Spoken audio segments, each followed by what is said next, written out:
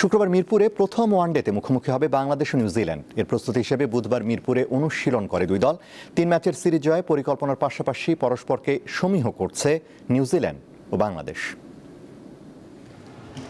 সাদা বলের সিরিজ খেলতে 13 এপ্রিল ঢাকায় এসেছে নিউজিল্যান্ড দল। কিউইদের এই সিরিজের স্কোয়াডে আছে বেশ কিছু নতুন মুখ। আইপিএলে ব্যস্ত থাকায় বাংলাদেশ সফরে আসেননি নিয়মিত অধিনায়ক মিচেল সেন্টনার, অভিজ্ঞ গ্লেন ফিলিপস, ডেভন কনওয়ে, ফিন অ্যালেনের মতো তারকা ক্রিকেটাররা।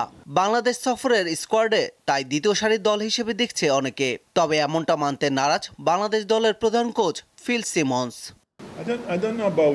আমি দ্বিতীয় সারির দল বলবো না। আমার মনে হয় যে কোনো দেশ যে দল পাঠায় সেটাই তাদের সেরা দল, বিশেষ করে নিউজিল্যান্ডের মতো দেশের ক্ষেত্রে। এই খেলোয়াড়রা সবাই ঘরোয়া ক্রিকেটের সব ফরম্যাটেই অনেক ম্যাচ খেলেছে, তাই তারা অভিজ্ঞ এবং পরিণত ক্রিকেটার।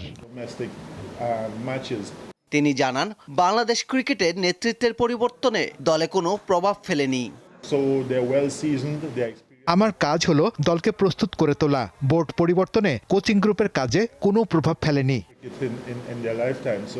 ঢাকায় আসার পর বুধবার প্রথমবারের মতো অনুশীলন করে নিউজিল্যান্ড দল। পরে সংবাদ সম্মেলনে দলের প্রতিনিধি হয়ে কথা বলেন কোচ রব ওয়াল্টার। নাহিদ রানা দারুণ কোয়ালিটি ফাস্ট বোলার। বাংলাদেশ দলের প্রতিভা সে। এই সিরিজটি চ্যালেঞ্জিং হবে। সিরিজের প্রথম ওয়ানডে দুটি হবে মিরপুর, এরপর তৃতীয় ও শেষ ওয়ানডে হবে চট্টগ্রামে। পারভেজ খোকন, দীপ্ত স্পোর্টস।